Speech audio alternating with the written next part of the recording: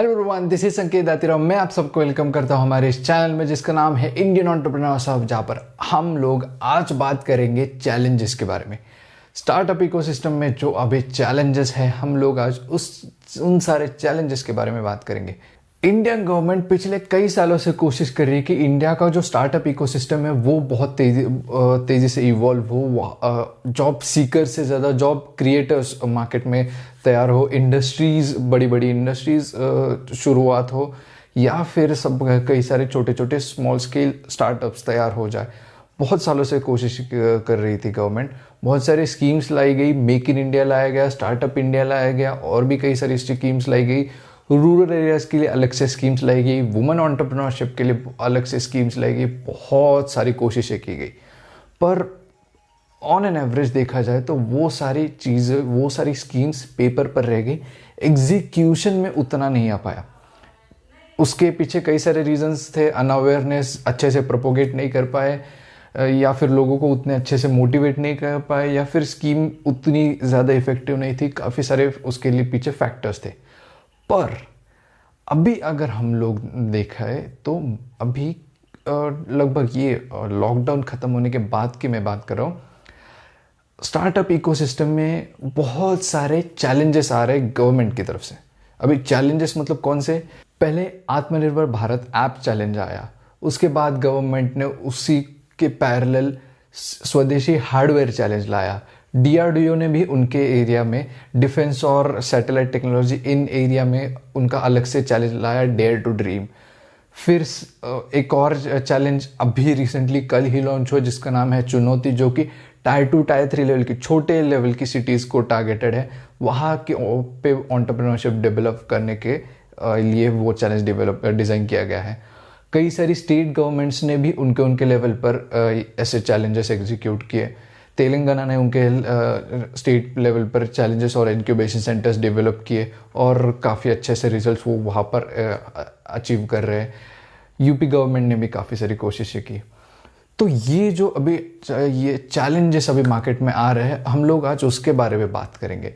तो हम लोग थोड़ा डिटेल में बात करते हैं आत्मनिर्भर भारत ऐप चैलेंज के बारे में, क्योंकि उसी के रिजल्ट्स हमारे पास है, उसी का पूरा डेटा हमारे पास अवेलेबल है। बाकी सारे चैलेंजेस अभी भी एक्टिव है। तो आत्मनिर्भर भारत ऐप चैलेंज लॉन्च हुआ 4 जुलाई 2020 को, यानी कि लॉकडाउन होने के बाद ही वो चैलेंज आया।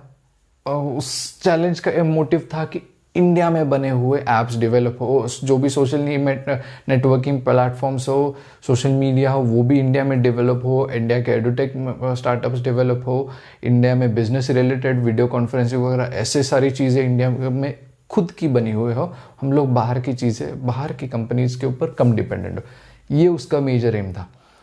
उन्होंने 9 कैटेगरीज में ये चैलेंज लॉन्च किया था, और काफ़ी अच्छे से उसे बहुत सारी एंट्रीज भी मिली। आत्मनिर्भर भारत ऐप चैलेंज में टोटल एंट्रीज आई 6950। मतलब ये सारे वो टेक एंटरप्रेन्योर्स थे, टेक स्टार्टअप्स थे जो इस चैलेंज में पार्ट लेने के लिए इंटरेस्टेड थे, और यहाँ पर वो इस एरिया में काम कर रहे थे। ऑलरेडी इस एरिया में वो काम कर रहे थे। ऐसे 6950। उस चैलेंज के रिजल्ट्स अनाउंस हुए लगभग 1 महीने के बाद 9 अगस्त को। उसके सारे विनर्स के नाम अनाउंस किए गए। 25 स्टार्टअप्स, 25 ऐप्स के नाम बताए गए जिन्हें विनर डिक्लेयर किया गया। ये जो 25 विनर्स गवर्नमेंट ने चूज किए, हर एक कैटेगरी में से 3 विनर्स उन्होंने चुने। पहले विनर को 20 लाख रुपए एज अ कैश प्राइज दिया गया, दूसरे विनर को 15 लाख रुपए दिए गए, और तीसरे विनर को 10 लाख रुपए दिए गए। साथ ही साथ उन्होंने काफ़ी सारे स्पेशल मेंशंस भी किया हर एक कैटेगरी में, जिसमें ऐसे ऐप्स का नाम था जिन्हें अभी वो उतने इवॉल्व नहीं है, पर वो आगे जाते हुए उनमें बहुत ज़्यादा पोटेंशियल है, और आगे जाते हुए बहुत अच्छा काम कर सकते हैं। ऐसे उन्होंने काफ़ी सारे स्पेशल मेंशंस भी दिए। तो ओवरऑल ये जो आत्मनिर्भर भारत ऐप चैलेंज रन हुआ लगभग 1 महीने का, जब चैलेंज खत्म हुआ 9 अगस्त को, तब इंडिया के पास 27 ऐसे स्टार्टअप्स थे जो ऑलरेडी एस्टैब्लिश थे और इस सेगमेंट में काफ़ी अच्छा काम कर रहे थे। काफ़ी सारा कस्टमर बेस उन्होंने जनरेट कर लिया था। 27, 9 कैटेगरीज थी, 3 विनर्स हर एक कैटेगरी में, तो ऐसे करके 27। तो इतने सारे स्टार्टअप्स इंडिया को मिल गए। हर एक एप्लीकेशन, अभी इतने सारे एप्लीकेशंस मिले, अब हर एक एप्लीकेशन जो है वो एक एक स्टार्टअप है। अभी स्टार्टअप मतलब क्या, हर एक ऐप एक एक कंपनी है, राइट। चिंगारी एक कंपनी है, और भी कई सारे ऐप्स जो उसमें मिले, जोहो बिजनेस वगैरह, ऐसे जो भी सारे ऐप्स थे, वो हर एक ऐप एक एक कंपनी है।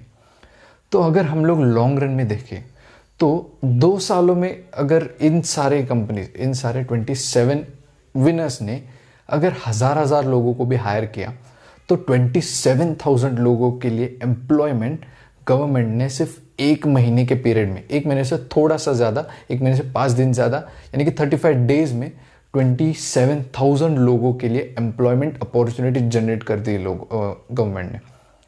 ये पावर है चैलेंज का, ये पावर है इस तरह से एक, ये जो नया अप्रोच आ रहा है गवर्नमेंट की तरफ से, ये उसकी पावर और पोटेंशियल है। मुझे इसकी वजह से ये वीडियो बनाने का आइडिया आया कि इसको दिखाना चाहिए।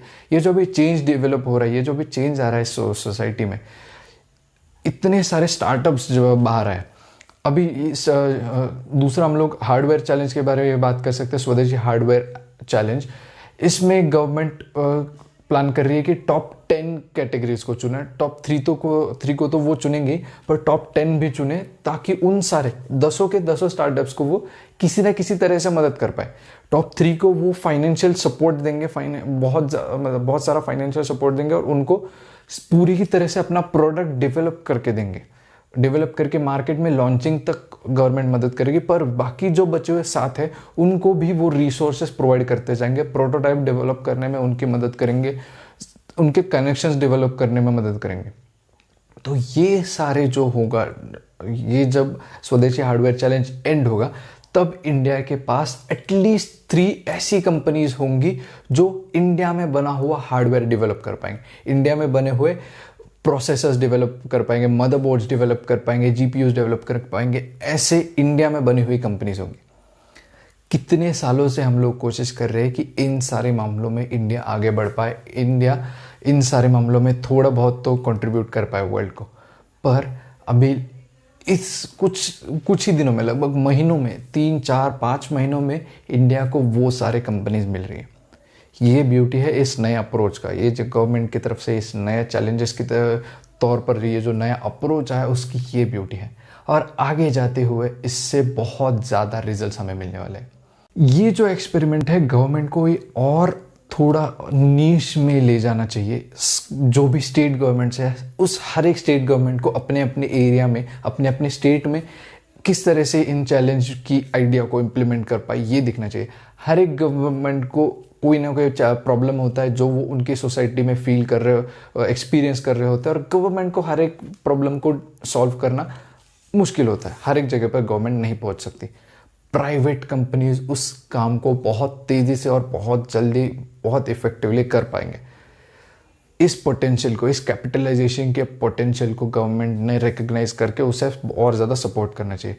बहुत लोकल लेवल पर भी गवर्नमेंट को ये सारे चैलेंजेस लेके आने चाहिए। स्टेट गवर्नमेंट्स को अपने अपने स्टेट्स में लाने चाहिए। किसी जगह पर रोड्स में प्रॉब्लम हो रहा है, कई जगह पर रोड बनाना मुश्किल है, वहाँ पर इंफ्रास्ट्रक्चर के लिए चैलेंजेस लाओ, ताकि वो ऐसे एंटरप्रेन्योर्स आ गया है कि जो उस चैलेंजिंग टेरेन पर भी रोड डेवलप करके दे, या फिर कोई ऐसी टेक्नोलॉजी डेवलप करे जिसकी मदद से वहाँ पर रोड सस्टेनेबल हो। कई जगह पे अगर नेचुरल इश्यूज है, डिफॉरेस्टेशन बहुत हो रहा है, रिवर्स में बहुत गंदगी है, ऐसे अगर नेचुरल इश्यूज है, वहाँ पर उस नेचर स्पेसिफिक चैलेंजेस लेके आए, जहाँ जिससे कि ऐसी कुछ कंपनीज, ऐसे कुछ स्टार्टअप्स आके आए जो इस प्रॉब्लम को सॉल्व कर पाए, एफॉरेस्टेशन पे काम कर पाए, नदियों को कैसे क्लीन करना है उसके ऊपर काम कर पाए। ऐसे इनोवेटिव आइडियाज़ बाहर आ पाए।